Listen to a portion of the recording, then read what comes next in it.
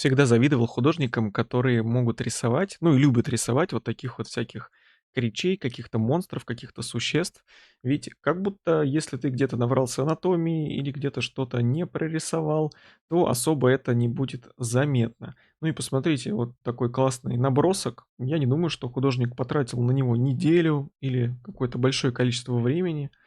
Но смотрится он действительно интересно, передает какое-то настроение и собирает достаточно большое количество лайков. А самое главное, такие работы поначалу, они будут прокачивать вас намного быстрее и лучше, чем какие-то сложные, длительные, различные композиции и готовые иллюстрации. Прекрасные работы, очень интересные. Из них можно собрать какой-то даже и проект, и, возможно, потом взять какого-то одного из этих героев и уже более как бы интересно прорисовать. При этом нарисуйте вы таких 5-6, вы уже будете готовы и сделаете своего последнего героя самым классным, самым лучшим.